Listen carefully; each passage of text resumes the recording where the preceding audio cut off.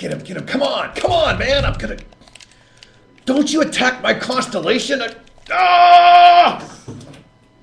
Oh, hey. Hi, everybody. Welcome to WingMan's Hangar. The new episode, the new millennium 2013. How is everybody? Welcome to the show. We've got a lot of special things happening today. We want to start a little bit with the week in review. A lot's been happening here at Cloud Imperium. Chris Roberts is in town, leading the charge, getting us ready to go, getting things moving. We've got full production underway. We've got, which will help in the increase in things we'll be showing you along the way. So he's been in here kicking butt and taking names, and we're just totally excited. It's going crazy. We have 9 new hires. We'll get to that in just a second.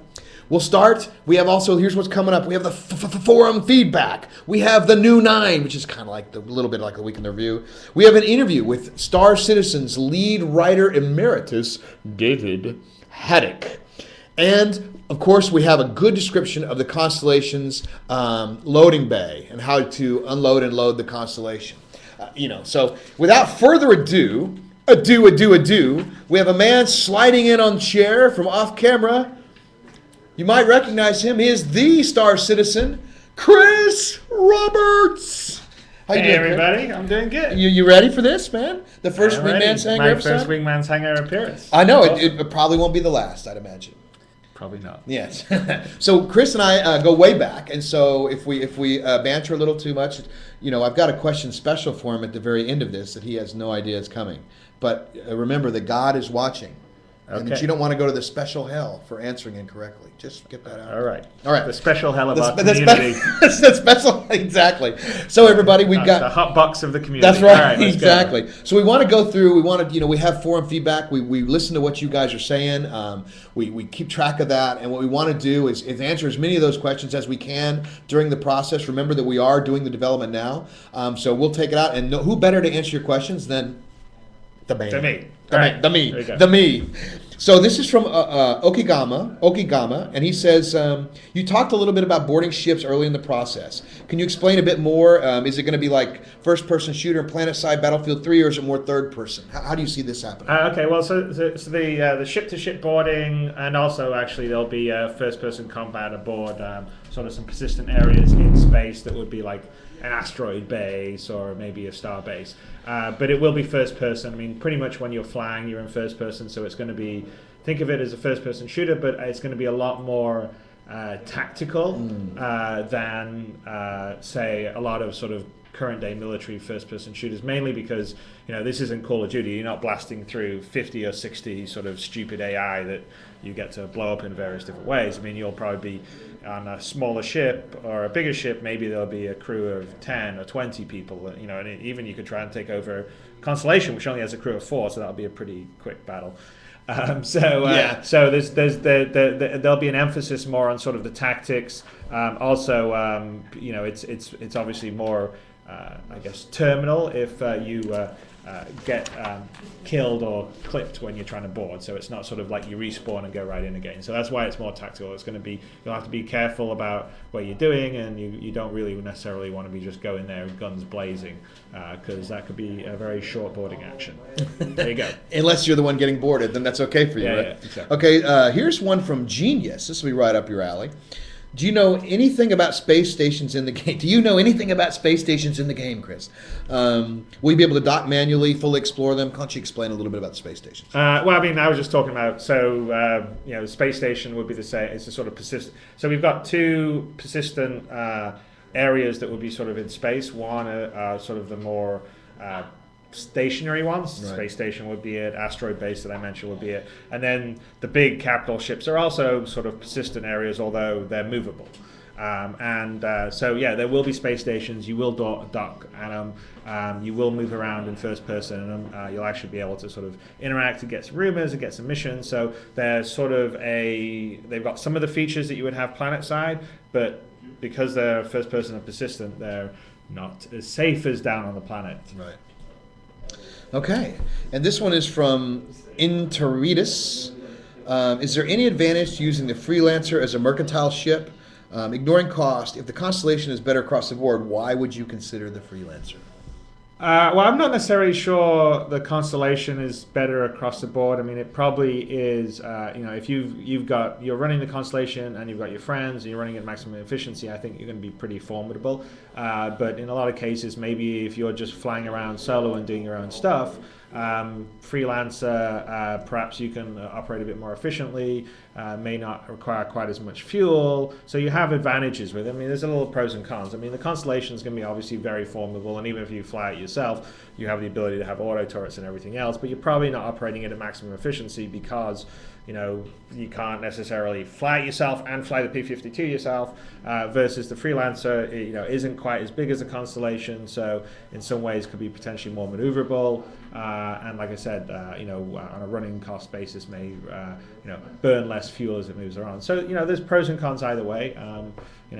I'd rather not necessarily come up against either one of them, but that's part of the balancing that we're going to do during the dogfighting. So. Yeah, plus it depends on the upgrades you put into it too. I mean, just because you see a certain ship, you don't know what they have in lasers, turrets, Absolutely, absolutely. So the upgrades make a big difference between ships. I mean, so if you set up a freelancer a certain way and you've set up a Constellation another way, there could be a big mismatch. I mean, there's hopefully a lot for people to play and tweak and customization and have fun. Yeah. Okay, this one is from Zlinga. He bought an M50 because it has a focus on the Interceptor racer. He wants to know, is there going to be racing in the game?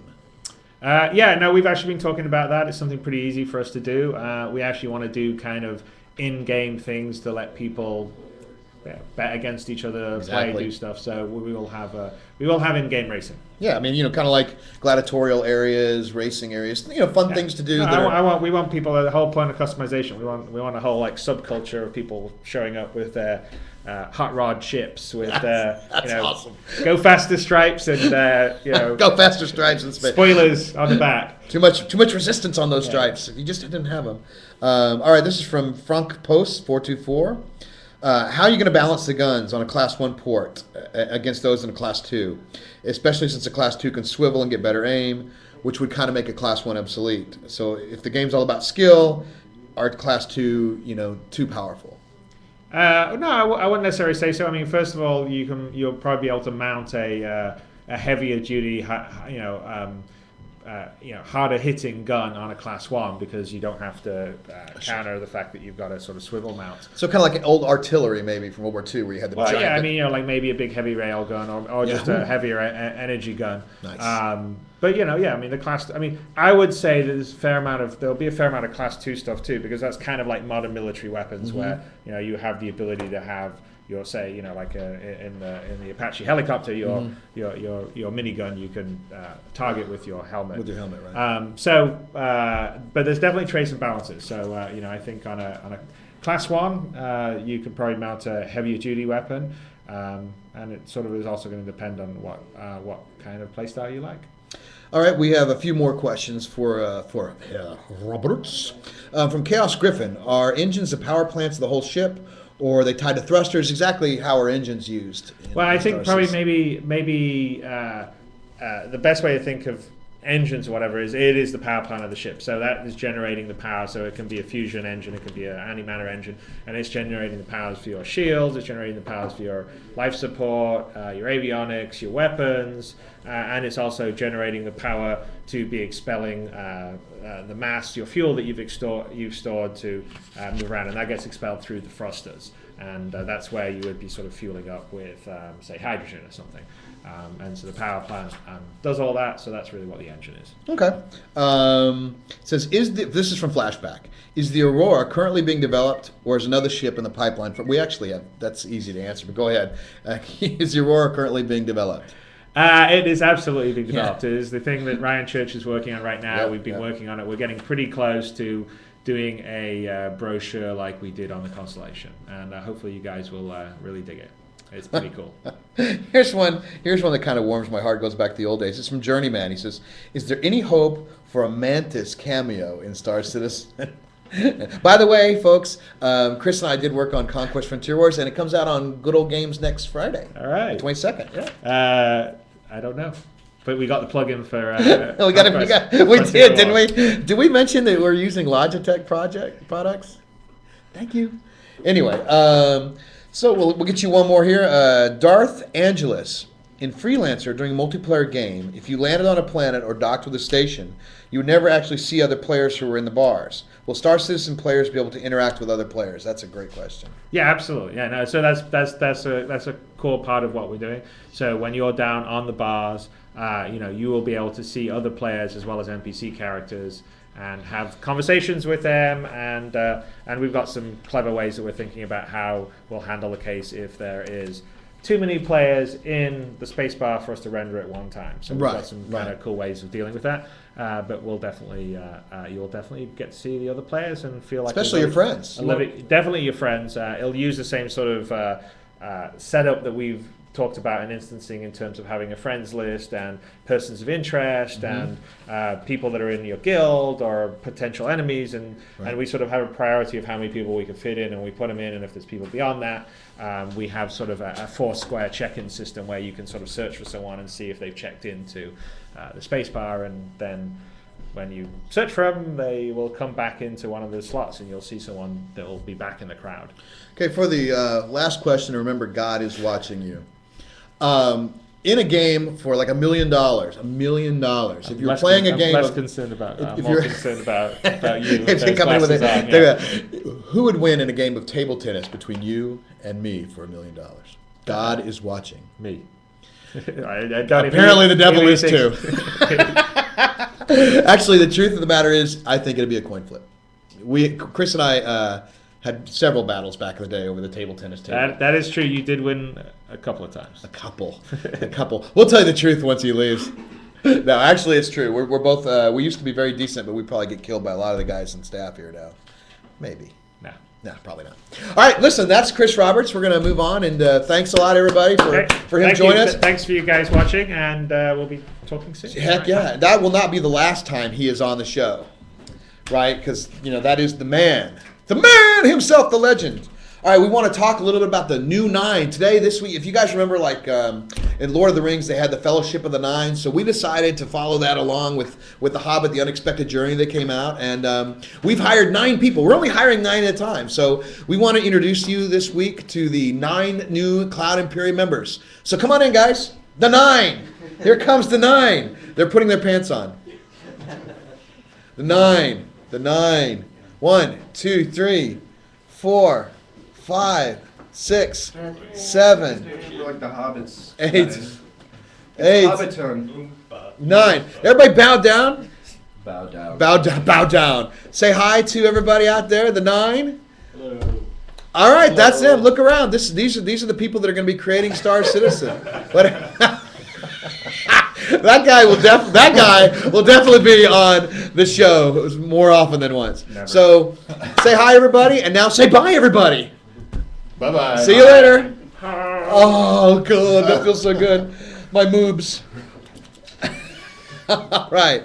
So that was the 9, and trust me, you're going to love them. We've got some interviews coming up. We've interviewed every one of them. We're going to introduce one of them like one or two a week, and then we'll have a question and answer session with them, and then we'll have them on the Wingman show to where we can take some of your questions and get a little more in-depth with each one of them. They're great guys. We've been very lucky to bring them all on board. We've got an unbelievable team. And if you're in Austin today, we're going to be out drinking somewhere at about 6:30 for a company happy hour. Find us, and we might buy you a drink. Or you can buy us one. Either way.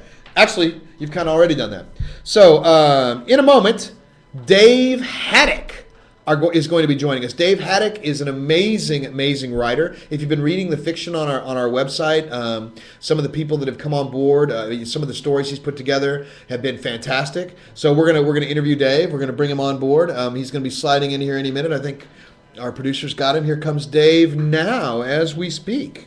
Oh, wait. Before I got out of, look at me getting out of script. See, this is what happens when you put Wingman on. Nobody puts baby in a corner. All right, so first we want to show you guys a little bit about the Constellation. We do a lot of things for the subscribers. We'll release it to the subscribers first.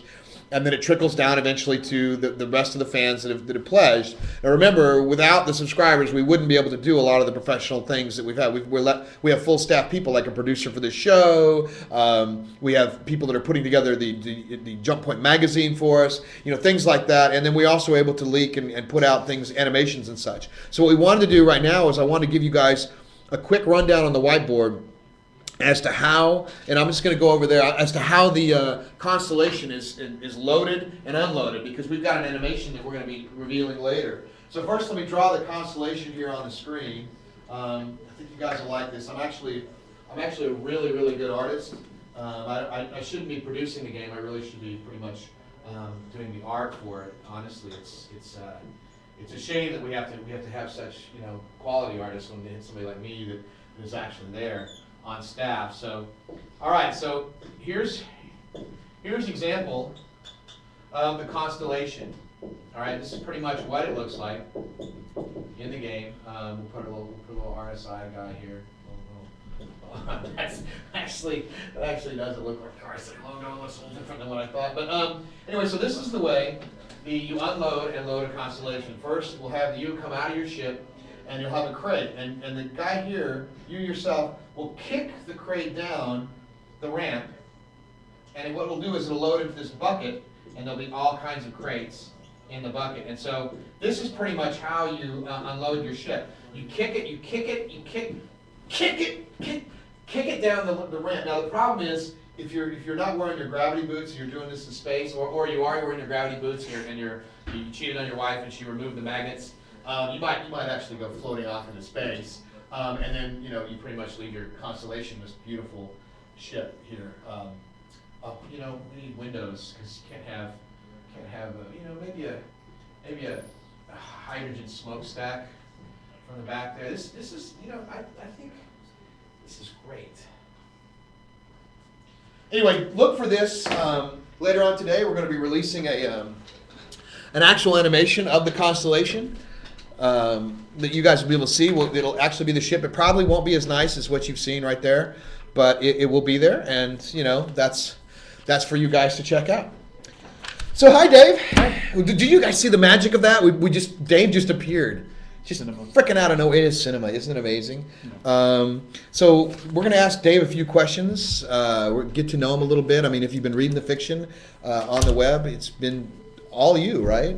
Yeah. I mean, obviously, Chris and Ben and Pete and everybody's been kind of contributing. Well, sure. Not, but me. I've had a comment or two, right? Oh, absolutely. Oh, yeah.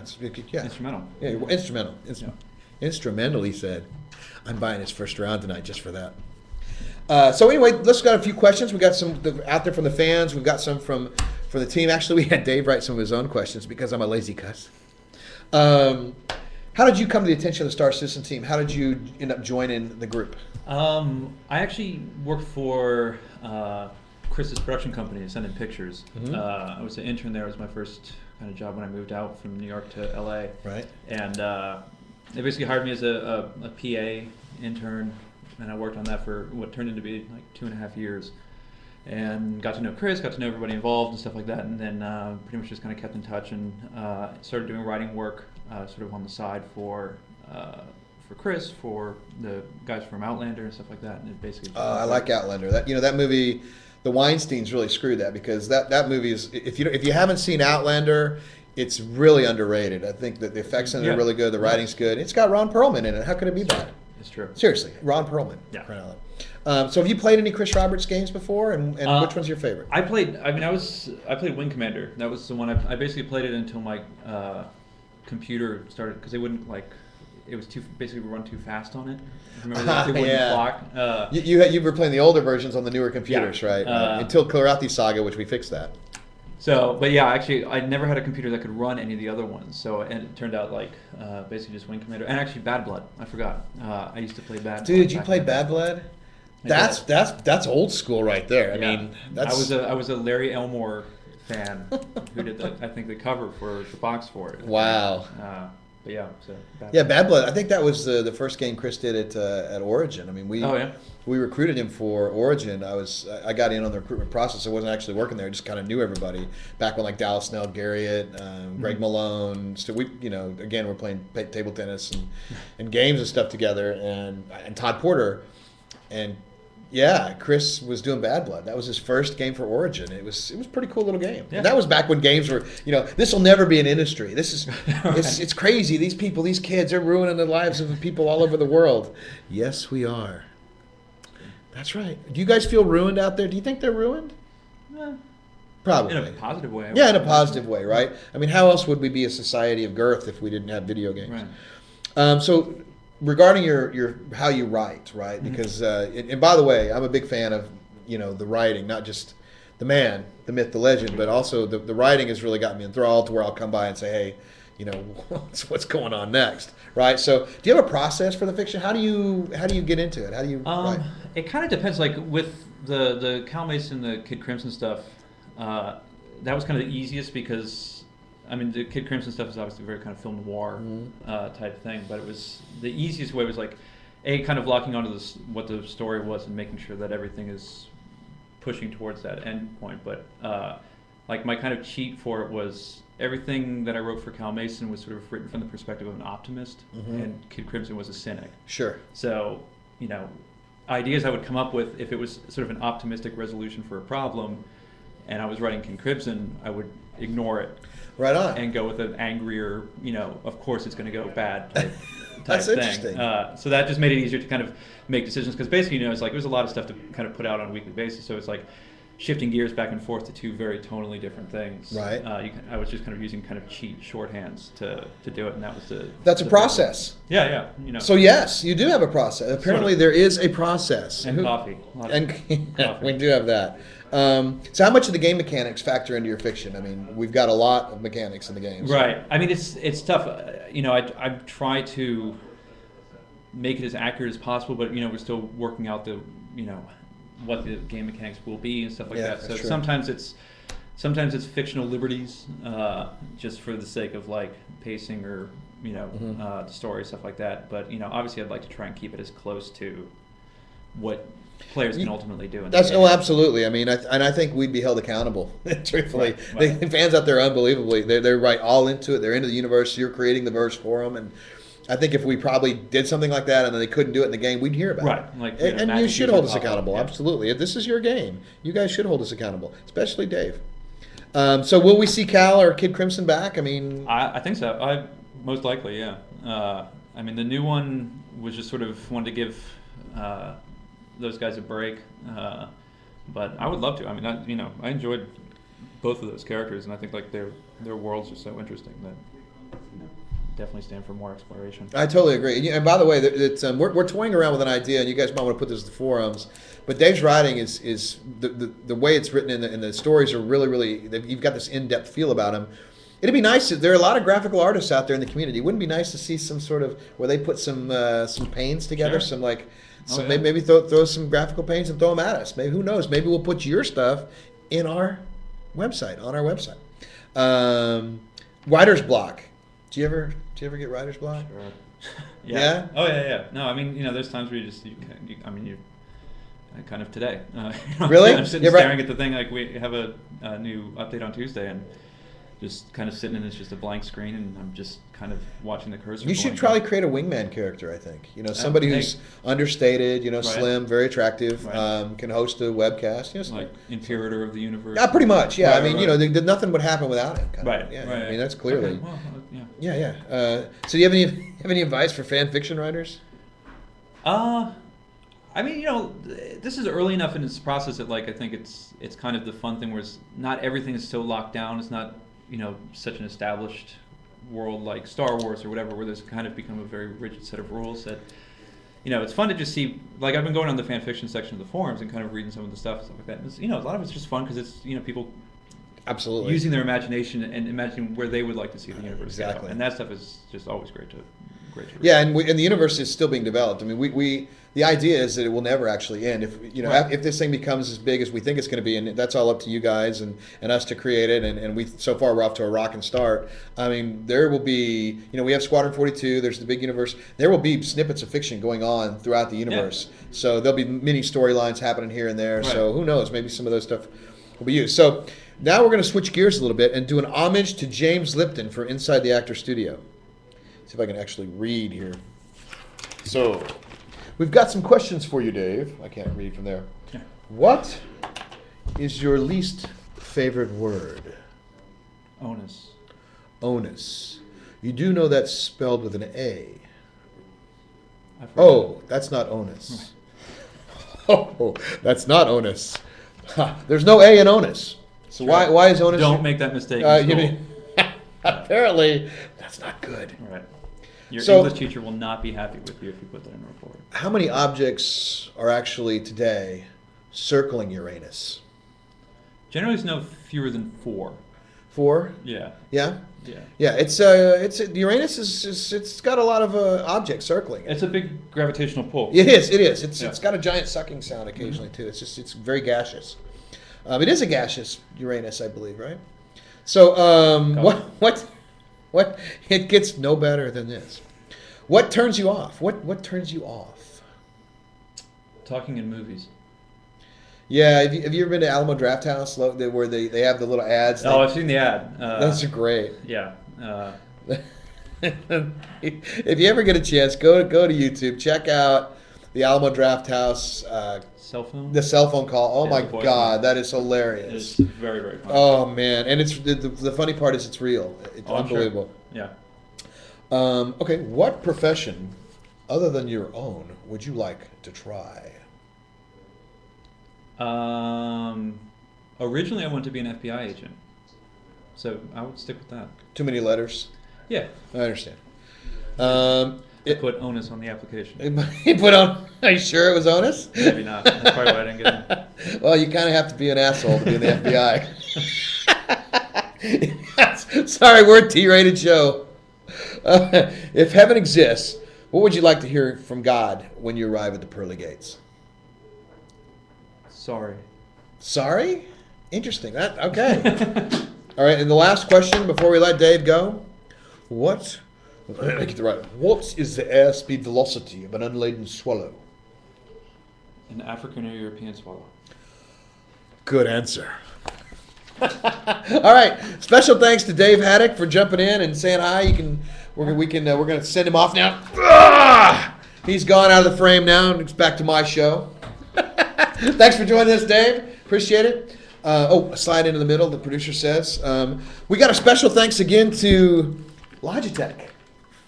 When you want the very best in computer game products, it's Logitech all the way.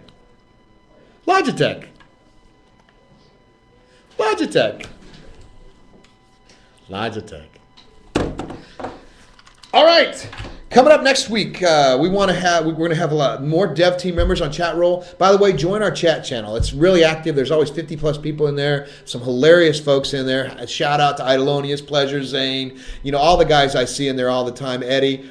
You'll catch a lot of stuff in there. Sometimes things are revealed as we go. And also, big shout out to Dr. Hawk. He's been doing a web show or a radio broadcast show. We'll probably maybe have some team members popping in and out of there. We love the fact that users are creating content. It's great. It's fantastic. We'll have dev team video interviews going on throughout the week. And we'll have next week's guest, Chief Visual Officer Chris Olivier. Not only do we have talent, we also can make up new, exciting titles.